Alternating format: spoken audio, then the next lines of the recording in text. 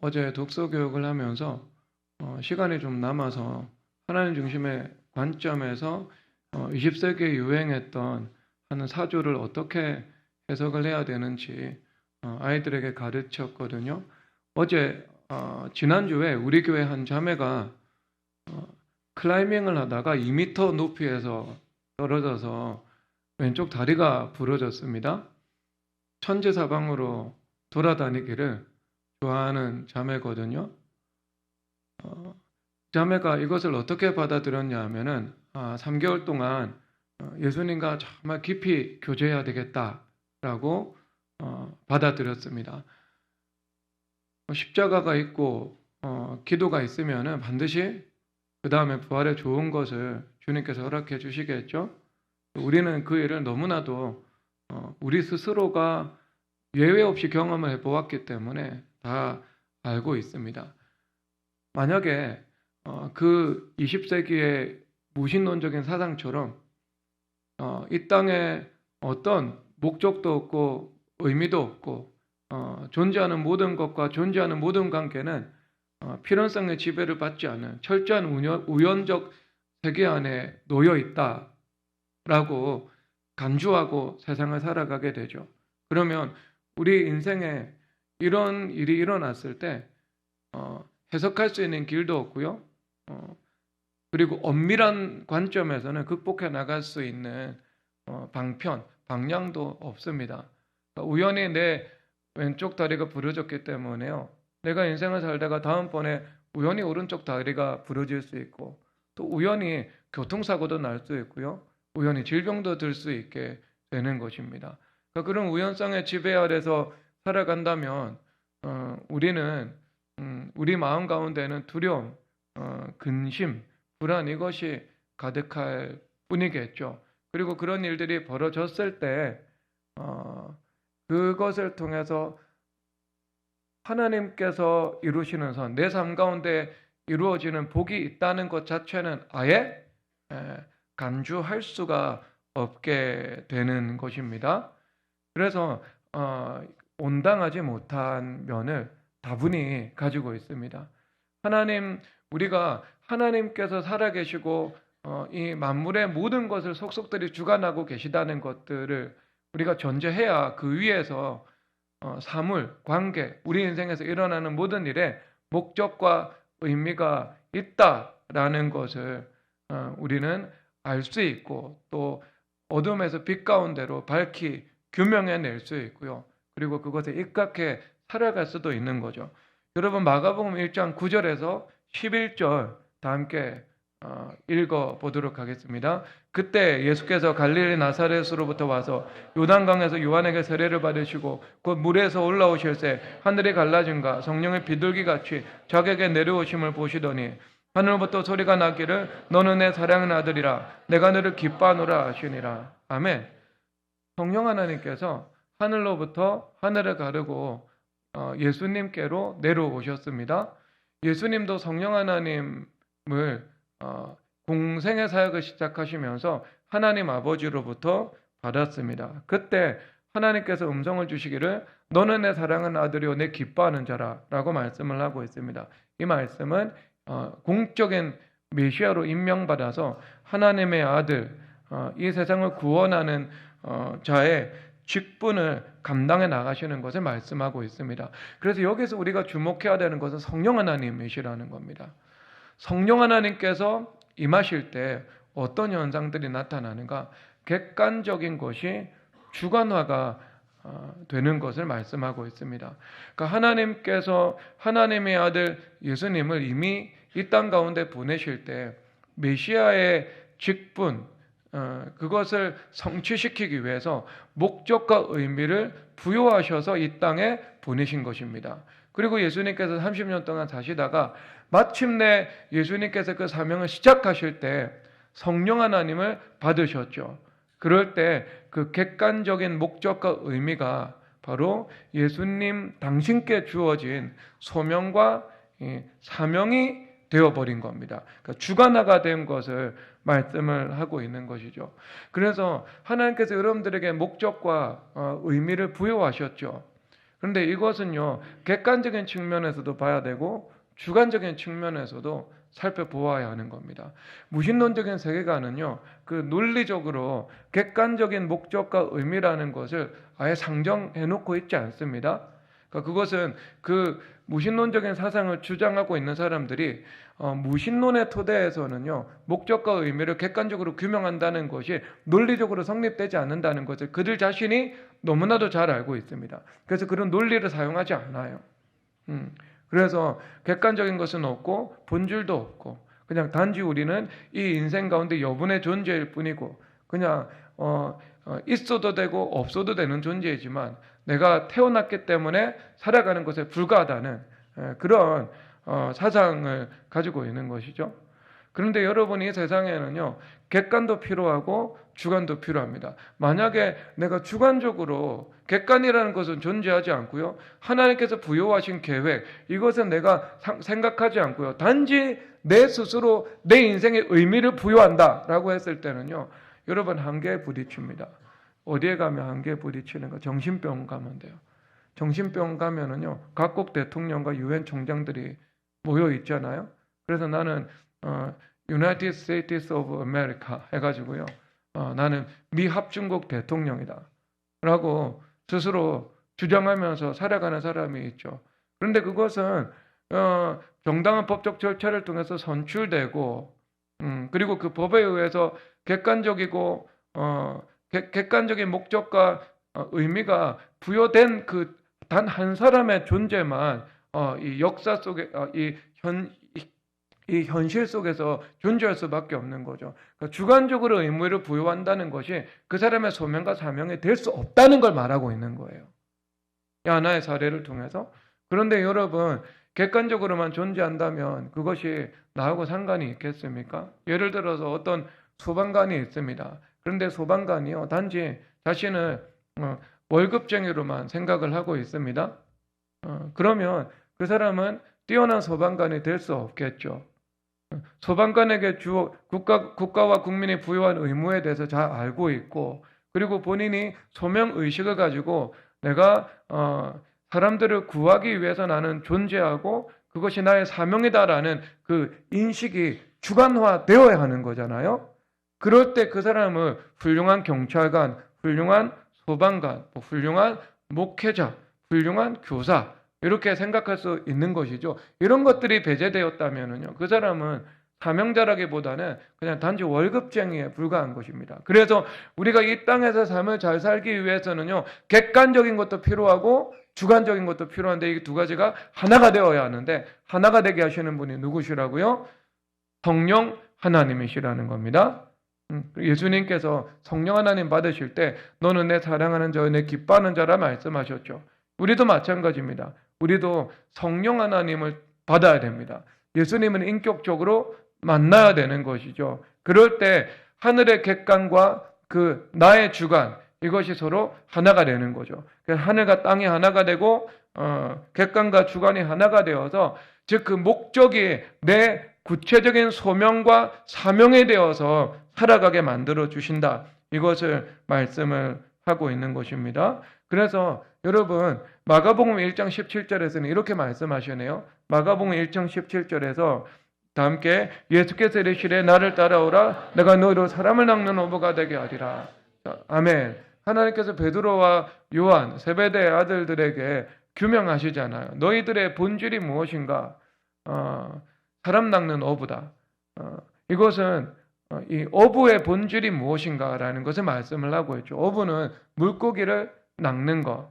그래서 그것을 지구상에 있는 많은 사람들에게 생선을 통해서 건강한 단백질을 공급하고 건강한 삶을 살아가게 하기 위한 것. 이것이 어부의 하나님께서 주신 사명의 본질이죠.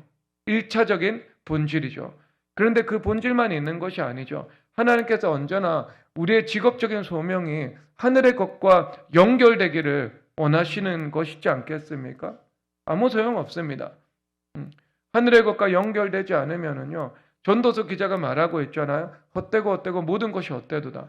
진짜 이 땅의 실존주의 실존주의자 바보들이 이 세상에 대해서 느끼고 살아가는 것하고 똑같죠. 그것은요, 하나님과 연결되지 않을 때. 우리 인생의 그 본질을요, 그냥 통찰하고 있는 겁니다. 하나님과 연결되지 않으면은요, 단지 물고기 잡는 어부로서의 사명만 가지고 살아간다면 그것은 하늘의 관점에서는요, 의미 없는 것이라고 말하고 있는 거죠. 그러니까 사람 낚는 어부가 된다. 그러니까 자신이 하나님께서 받으신 직업적인 소명이 하늘하고 연결되어야 하는 것을 주님께서 말씀을 하고 있는 겁니다. 말씀을 하고 있는 거. 그래서 성령 하나님을 받고 주님과 인격적인 관계를 통해서 내가 하는 일이 하나님과 하나님의 사명과 연결되는 그 은혜가 임하기를 주님의 이름으로 축복합니다. 그래서 여러분 시편 2편 7절에서 8절 이렇게 말씀을 하고 있습니다. 다 함께 읽겠습니다. 내가 여호와의 명령을 전하노라. 여호와께서 내게 이르시되 너는 내 아들이라. 오늘 내가 너를 낳았도다. 내게 구하라. 내가 이방 나라를 내 유업으로 주리니 내 소유가 땅끝까지 이르리로다. 아멘. 자, 이런 여러분 이 사명들이 있잖아요. 사람마다. 예를 들어서 내가 성형외과 의사다라고 했을 때는요. 사람들의 성형수술하는 것이 그 사람의 직업적인 소명이 되죠. 그런데 이런 소명은 외과 의사 아니면 치과 의사 이런 분들처럼 정말 이 공경에 빠진 사람들을 의술로 직접적으로 도와줄 수 있는 직업적인 소명으로는 바로 연결되지는 않잖아요. 예를 들어 교사 하나님과 바로 연결되죠. 기자 하나님과 바로 연결되죠. 그런 사명이지 않겠습니까? 그런데 성형외과 의사 오는 사람들 강남 언니를 찾아오잖아요. 근데 그분들에게 전도하는 것은 참 뭔가 자기가 하는 일들을 예수님과 연결하는 것은요, 막 그렇게 쉽지는 않죠. 그 사명 자체가 다른 사람들을 섬기고 돕는 것과 연결되어 있으면 모르겠는데요. 그런데 여러분 하나님께서 그런 소명과 관계없이 보편적으로 모든 사람들에게 주신 소명이 무엇인가? 여러분 오늘 말씀하고 있는 거죠. 내게 구하라. 내가 땅끝까지 이방 나라를 내 유업으로 주리라 라고 말씀을 하고 있습니다. 그러니까 우리가 하나님의 말씀으로 증인된 삶을 살아가는 것, 제자가 되고 제자 삼는 삶을 살아가는 것, 그리고 또 내가 선교적인 삶을 살아가는 것, 이것은 모든 사람들에게 하나님께서 부여하신 이 선물로서의 사명이다. 이것을 말씀을 하고 있는 것입니다. 모든 사람들이 살아갈 수 있는 거죠.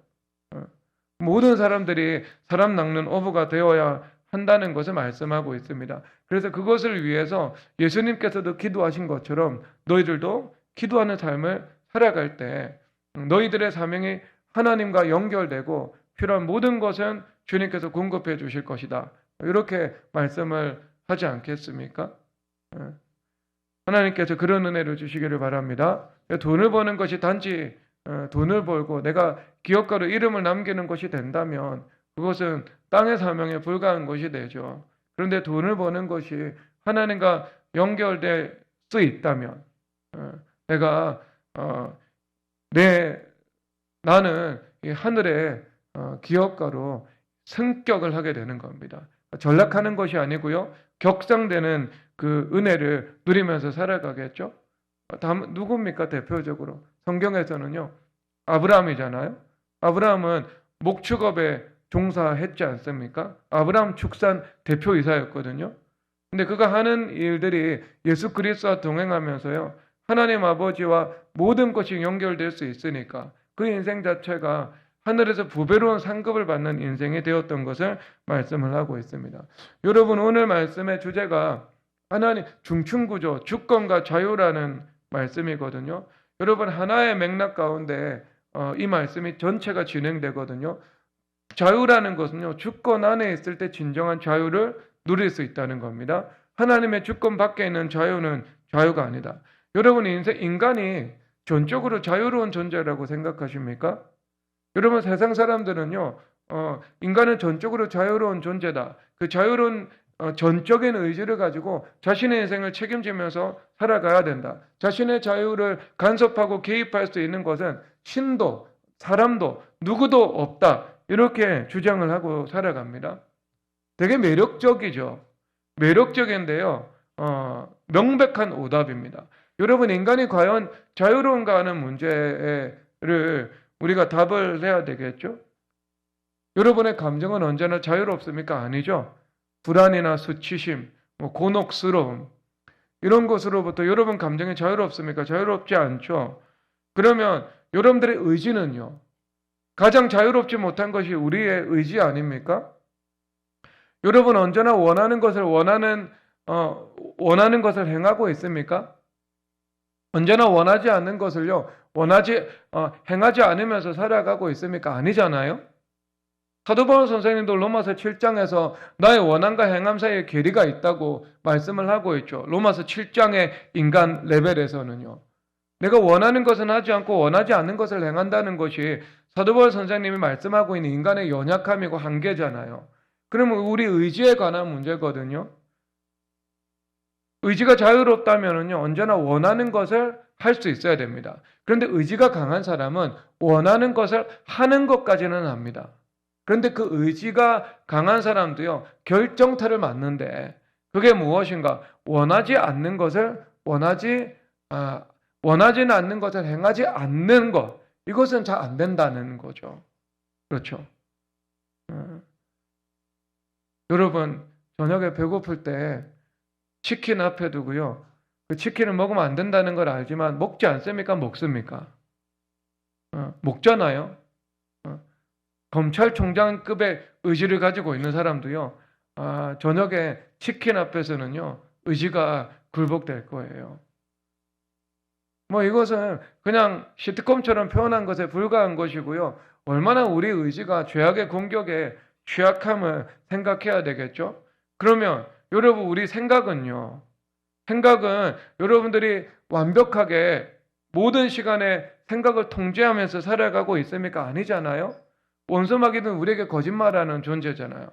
그래서 거짓으로 추리하고 그 추리에 근거해서 우리가 불안한 생각, 근심하는 생각을 가지고 살아가고, 다른 사람들과의 관계에서 미워하고 시기질투하는 생각을 가지고 살아가고, 그리고요, 음란한 생각하면서 살아가고.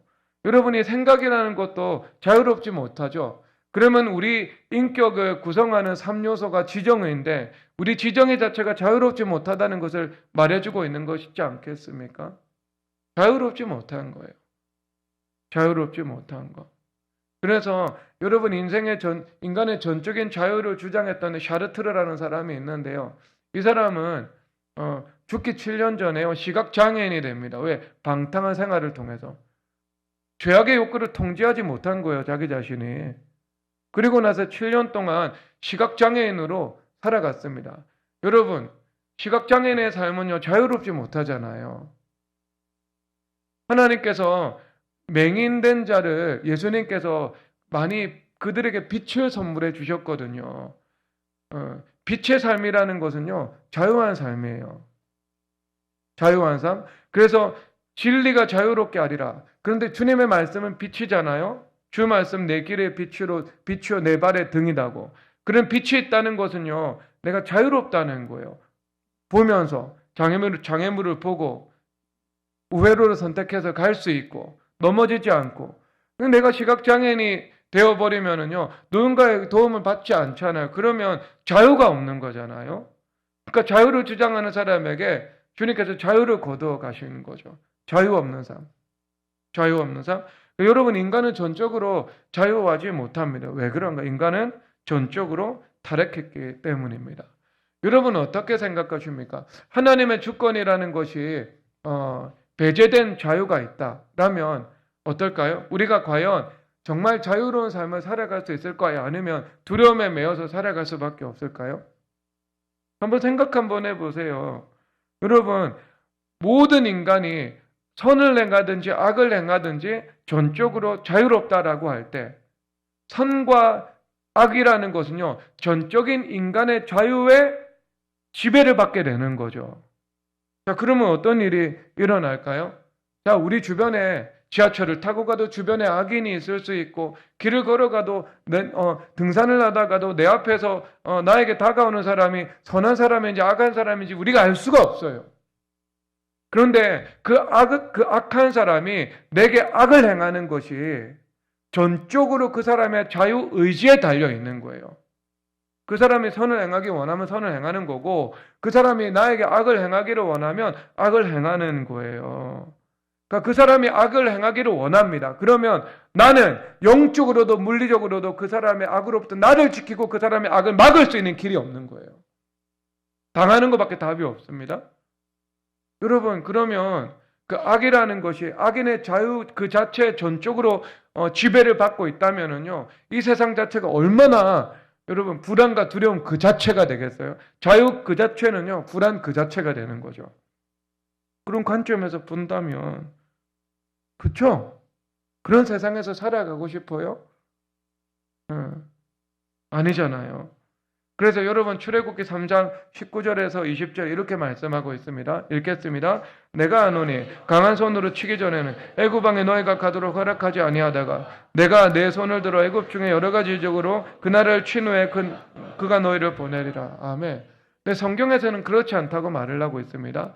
악한 왕 바로가 있는데 그의 마음이 부드러워져서 우리에게 선을 행하는 것과 그의 마음이 완고해져서 우리에게 악을 행하는 것이 누구에게 달려 있다고요?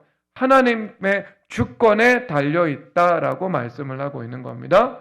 그러면 하나님께서 악을 행하지 않게 하실 수도 있고요. 악을 행할 때 그 악의 수위와 범위에 대해서도 하나님께서 조정해 주시는 것을 말하고 있는 겁니다. 그것이 우리에게 가장 유익할 수 있도록요. 그래서 로마서 9장 17절에서 이렇게 말씀하시는데 다 함께 읽겠습니다. 성경에 바로에게 이르시되 내가 이 일을 위하여 너를 세웠으니 곧 너로 말미암아 내 능력을 보이고 내 이름이 온 땅에 전파되게 하려 함이라 하셨으니.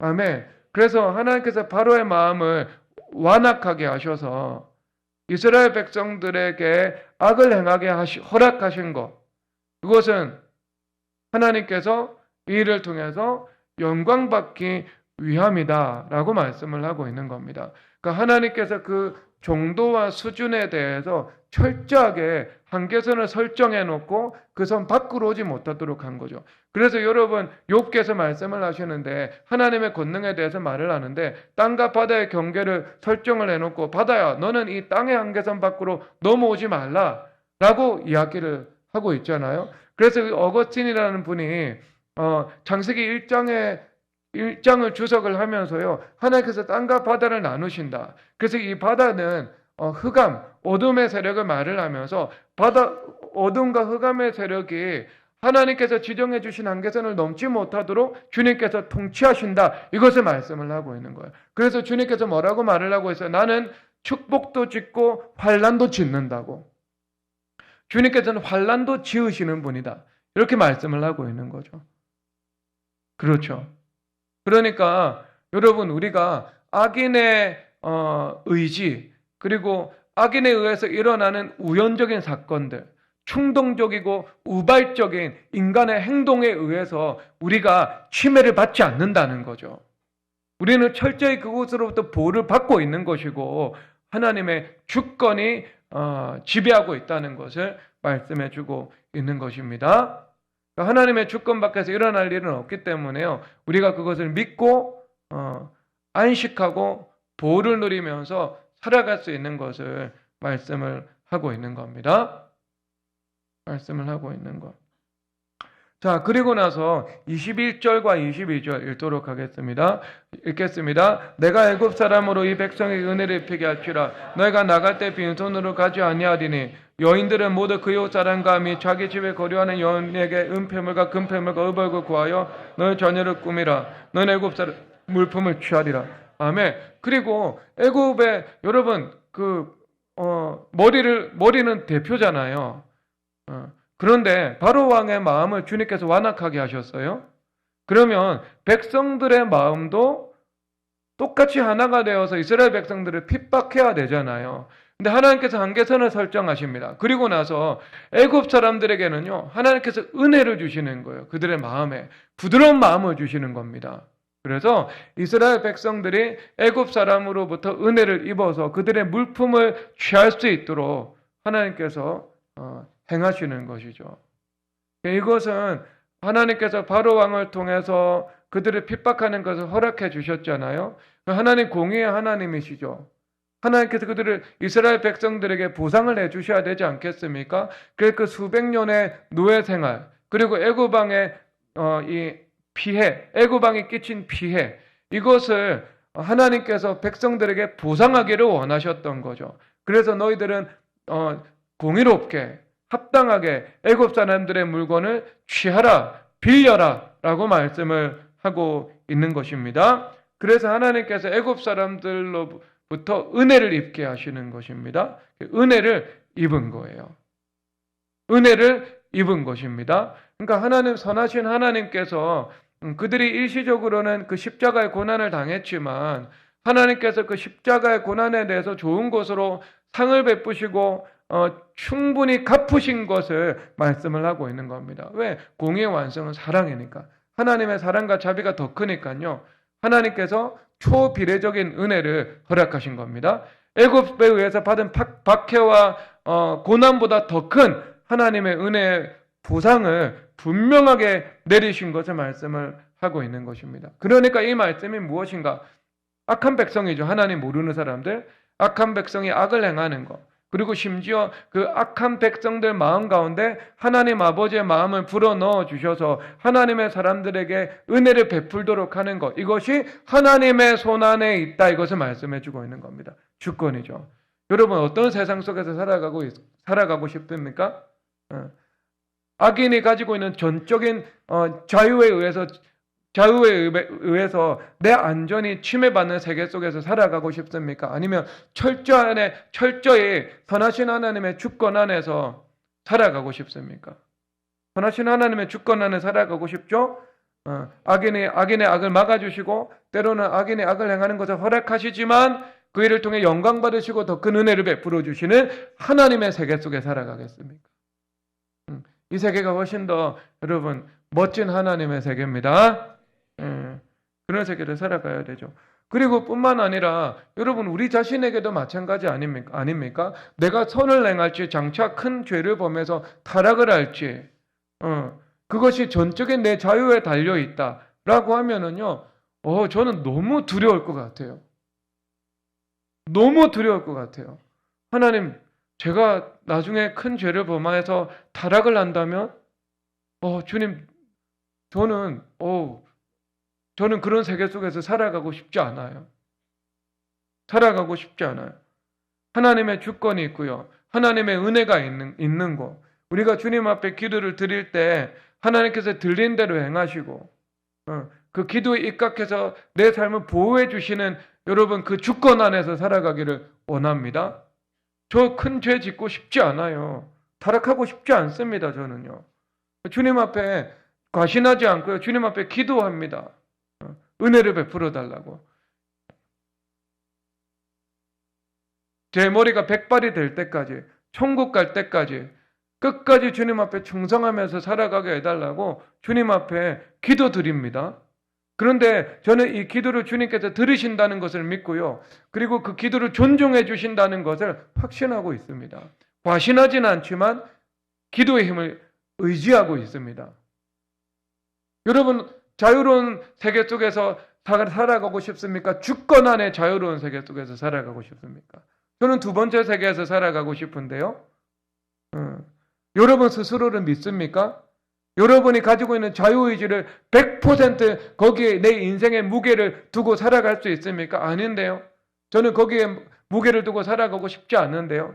철저한 하나님의 은혜의 주권과 기도를 받으시는 하나님께 저는 온전히 저 자신을 의탁해서 살아가고 싶은데요. 주권의 세계입니다. 그래서 시편 20편 4절에서 이렇게 말씀하십니다. 읽겠습니다. 내 마음의 소원대로 허락하시고 내 모든 계획을 이루어 주시기를 원하노라. 아멘. 마음의 소원대로 응답하신다고요. 그렇죠. 주님께서 하나님, 제가 시대 획을 긋는 기업가가 되게 해주십시오. 여러분, 기도는요, 그런 기도는 주님께서 들어주실 수도 있고 안 들어주실 수도 있습니다. 그런데 주님께서 확실하게 응답하는 것, 인격에 관한 기도, 성결에 관한 기도, 예수 그리스도와 동행에 관한 기도, 겸손과 순종에 관한 기도는요, 주님께서 200% 확실하게 응답해 주십니다. 여러분, 이것이 우리의 욕심하고 무슨 관계가 있어요? 아무 관계가 없죠. 아무 관계가 없죠.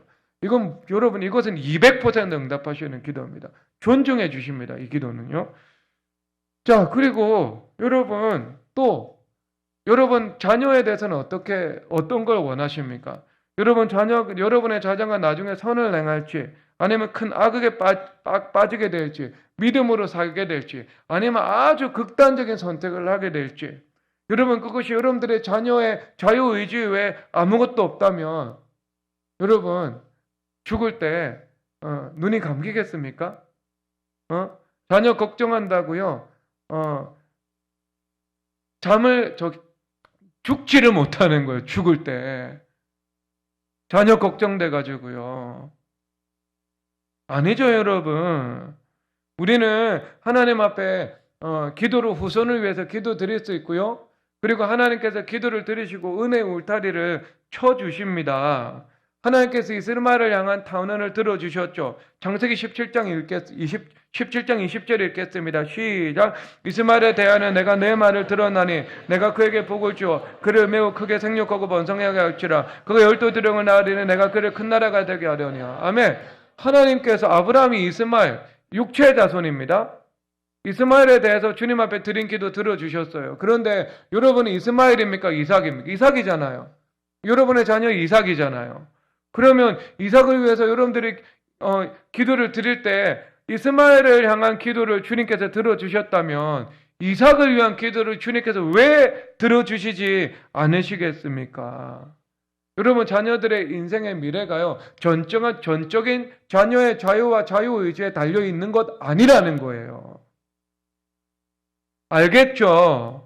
여러분, 자녀들의 미래는요, 하나님의 주권과 주권 안에서 우리가 주님 앞에 드리는 기도에 달려있다고요. 이것이 중충구조가 되어서 하나가 되어서 얽히고 설켜서 자녀들의 인생을 지배해버린다고요. 그러니까 여러분, 그 기도를 주님께서는 충분히 존중해 주십니다. 충분히 존중해 주십니다. 여러분 자녀가 대통령 되게 해달라고 하는 기도는요, 들어주실 수도 있고 안 들어주실 수도 있습니다. 여러분 자녀 대통령 되는 거 잘 생각하셔야 됩니다. 왜냐하면은 여러분 자녀가 대통령 되면은요, 여러분 인생 전체가 온 국민에게 네이크드 돼서 까발려집니다. 그러니까 그게 과연 권장할 만한 일인지는 모르겠습니다. 굳이. 그리고 대통령 되면 또 감옥에 좀 많이 가시더라고. 앞으로 시대가 좀 바뀌어야 되는데 이제부터는 대통령 퇴임하고 감옥 안 가는 시대가 되기를 주님의 이름으로 축복합니다. 불행한 거예요, 그거는요. 자, 근데 여러분, 자녀들을 위해서, 자녀들의 신앙과 성품과 성결을 위해서 주님 앞에 기도드릴 때는요, 주님께서 그 기도를 받아주십니다. 그 기도가 철저하게 하나님 마음에 합한 기도거든요. 그 기도 존중해 주신다고요. 그러니까 여러분 자녀들의 자유의지에 여러분 자녀의 인생이 달려있지 않는 거예요. 여러분 자녀를요, 하나님의 주권과 여러분들의 기도로 지배할 수 있습니다. 그런 복을 누리시기를 바랍니다. 그러니까요. 자유에 대해서 우리가 잘 생각을 해야 되겠죠. 그래서 여러분 참된 자유라는 것이 무엇인가? 참된 자유는요, 요한복음 8장 32절에서 말씀을 하시기를 진리를 알지니 진리가 너희를 자유롭게 하리라 라고 말씀을 하고 있습니다. 그러니까 진리를 아는 데서 자유가 나온다라고 말씀을 하고 있죠. 여러분, 진리는 빛이라고 말을 했습니다. 그래서 빛이 없는 곳은 자유가 없습니다. 어둠 속에는요, 자유가 없잖아요. 근데 빛이 있어요. 빛 가운데서는 우리가 자유롭게 걸어갈 수 있습니다. 그래서 우리가 이 물리적인 현상을 통해서도 알아야 되죠. 하나님의 진리에 대한 무지, 이것은 죄가 된다. 그리고 내가 내가 알지도 못한 채 죄의 길로 걸어가게 되어서 원수마귀의 함정과 올무에 빠져버리게 된다라는 것을 이 말씀을 하고 있는 거죠. 말씀을 하고 있는 거죠.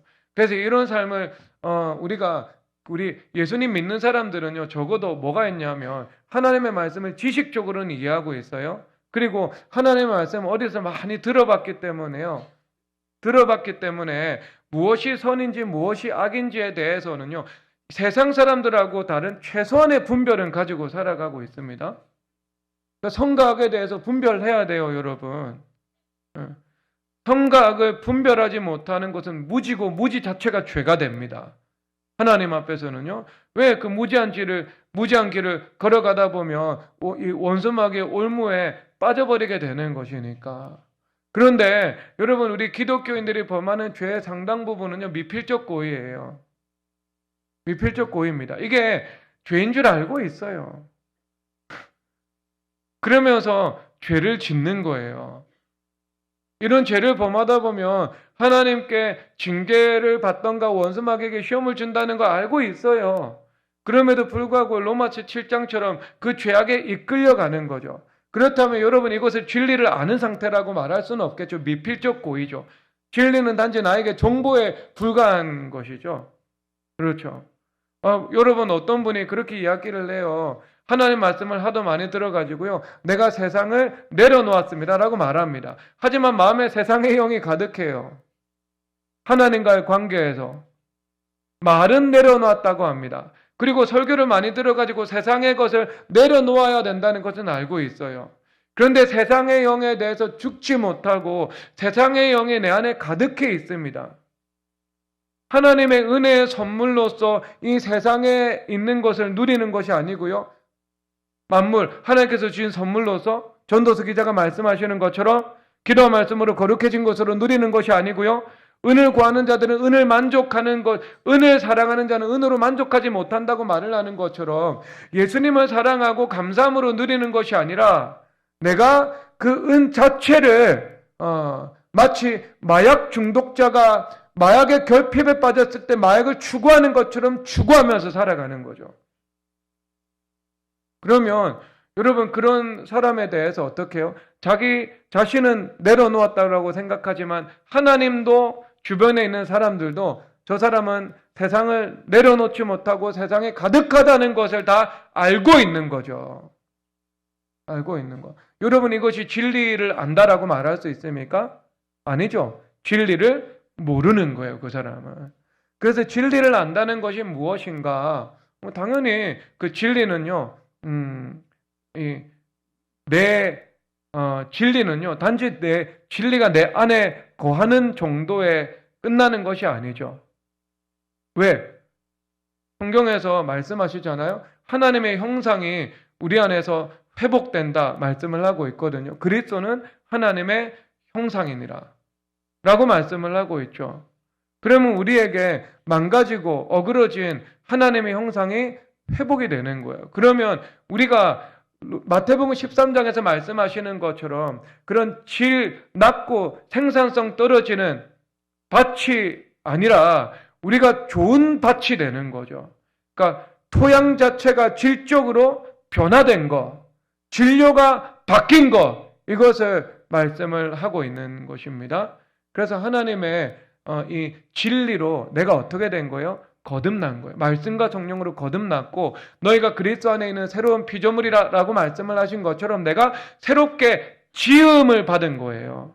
새 창조된 존재가 되었고 되어가는 것입니다.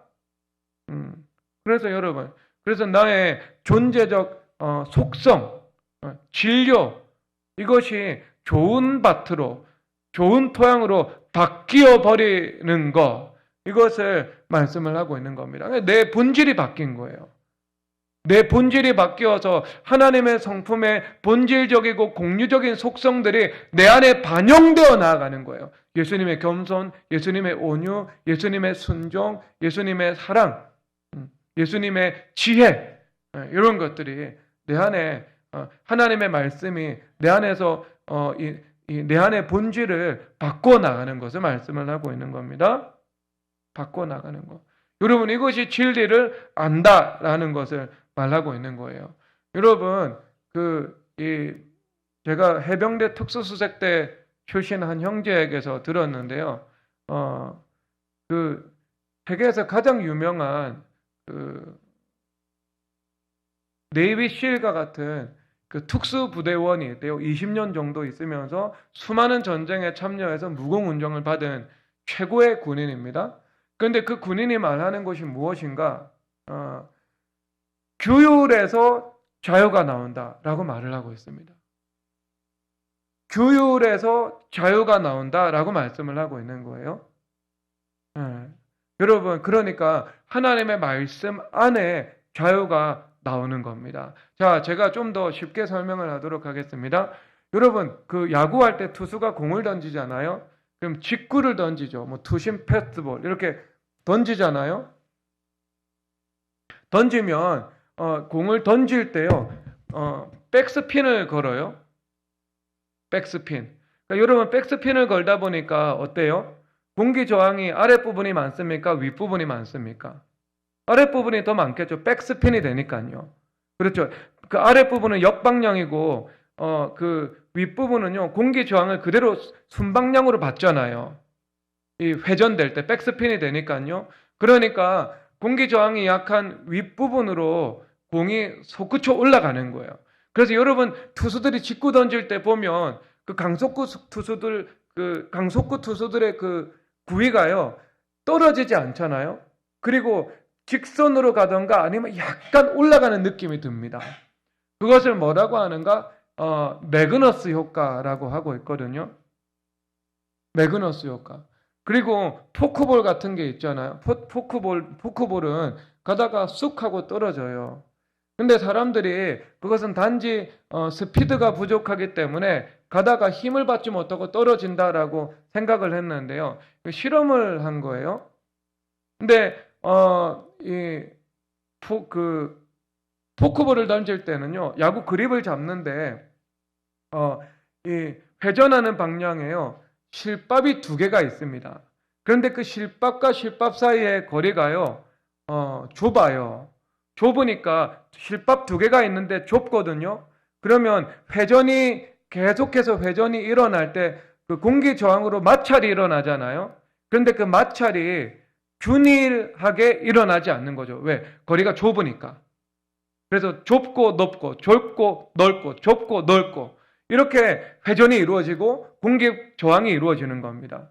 그러니까 공기 저항이요, 규칙적으로 이루어지지 않는 거죠. 그 규칙성 안에 변칙이 있는 겁니다. 그래서 그 변칙 때문에요, 역매그너스 효과가 일어나가지고요, 공이 아래로 쑥 하고 떨어지게 되는 거죠. 그러면 여러분, 어떻게 해야 될까? 이 투수가 자신의 몸에 자기 수용 감각으로요, 투구 메커니즘을 완전히 몸에 하나 되게 만들어야 하는 것입니다. 그래서 하나의 슬라이더나 하나의 패스볼, 이것을 연습하기 위해서는요, 수천 번, 수만 번 공을 던지면서 정확한 투구 메커니즘과 그리고 자기 몸의 수용 감각을 서로 일체화 시켜 나가는 거예요. 투구 메커니즘의 법칙과 자기 몸의 수용 감각을 서로 하나가 되어 만들어 버리게 되는 겁니다. 그러니까 여러분, 하나님의 말씀과 나의 존재 자체가 하나가 되는 것을 말씀을 하고 있는 겁니다. 말씀으로 새롭게 지으심을 받은 거죠. 그러니까 여러분, 그렇게 하나가 된 투수는요, 그때부터는요, 커맨드가 자유자재로 구사될 수 있는 겁니다. 바깥쪽 구석구석으로 공을 던져 넣는 거예요. 공 하나 차이까지도요, 던지면서 조절하는 거예요. 바깥쪽 스트라이크, 그리고 공 하나 차이로 볼, 유인구, 이것을요, 자유자재로 섞어서 던지는 거예요. 이것을 완벽한 커맨더다, 제구력이다 라고 말씀을 하고 있거든요. 그런데 여러분, 이것은 자유의 영역이잖아요. 그런데 여러분, 이 자유가 어떻게 돼요? 연습 없이 자유가 됩니까? 안 되죠. 메커니즘과 나의 몸의 수용 감각이 하나가 되지 않고 자유가 됩니까? 안 되죠. 마찬가지인 거예요. 여러분, 자유라는 것은 어때요? 진리와 괴리된 자유? 아닙니다. 여러분, 진리와 길이 된 자유는요, 어둠 속에서 자유로운 삶을 추구하는 것하고 똑같아요. 전적인 자유의 삶인 것 같지만 그렇지 않습니다. 전적인 타락의 삶입니다. 그 삶은요. 따라서 전적인 원수 마귀의 매임의 삶인 거죠. 그래서 환난도 짙고 내 삶 속에서 환난이 임하는데 그 환난의 근원을 알지 못하는 거죠. 그래서 이사야 47장 11절에서 이렇게 말씀하십니다. 재앙이 내게 임하리라. 그러나 내가 그 근원을 알지 못할 것이며 손해가 내게 이르리라. 그러나 이를 물리칠 능력이 없을 것이며 파멸이 오련히 내게 임함이라. 그러나 내가 알지 못할 것이니라. 아멘. 내게 환난이 왔는데 그 환난의 근원을 알지 못하는 거. 왜? 진리 밖에 있기 때문에. 어둠 가운데 있기 때문에요. 자유하지 못한 거예요. 전적 자유가 아닌 전적 타락과 전적인 매임의 삶, 결과적 재난의 삶을 살아가게 되는 겁니다. 그런데 여러분, 진리 안에 있죠. 진리의 메커니즘과 나의 자기 수용 감각이 서로 하나가 되어서 살아가고 있죠. 그러면 이 사람 가운데는요, 자유가 주어지게 되는 거예요. 인생의 자유가 주어지게 되는 겁니다. 주님과 함께 자유로운 삶을 살아갈 수 있게 되는 거예요. 자유의지로 내가 자유로운 선택을 하면서 살아가는데 이것이 성경이라는 큰 기틀 안에 놓여져 있는 거예요. 주님과 동행하는 삶 가운데 내가 생각하고 느끼고 내가 의지로 선택하는 것이 주님 품 안에 있게 되는 거예요.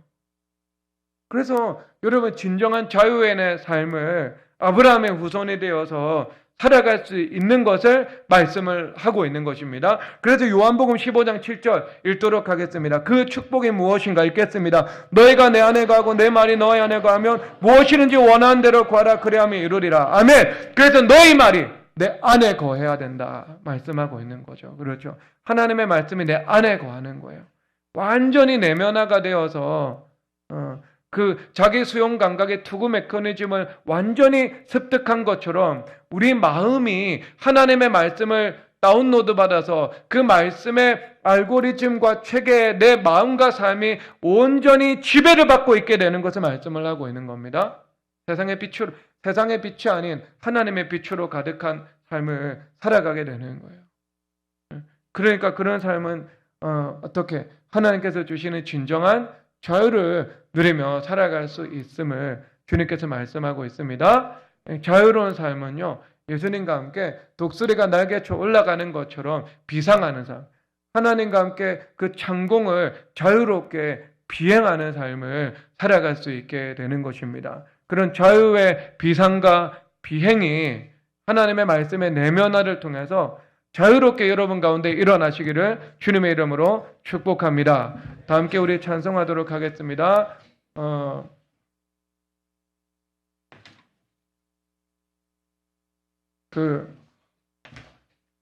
할렐루야 주를 찬양하여라 찬양하도록 하겠습니다.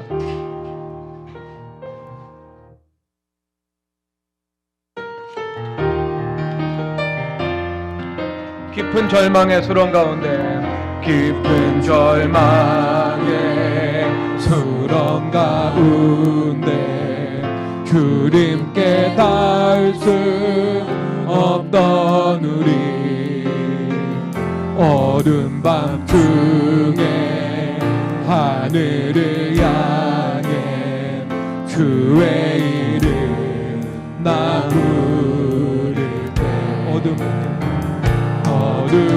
뚫고 오신 주 사랑 나의 절망 거두셨네. 주님의 공로 다 이루셨네. 주 예수 나의 찬송 그 누가 주의 답이나 그 누가 주의 자길 다 알아 한없는 은혜 증량할까 영광을 떠나 이 땅에 오신 죄가 되신 구주 예수 주의 십자가 내게 말하래 영원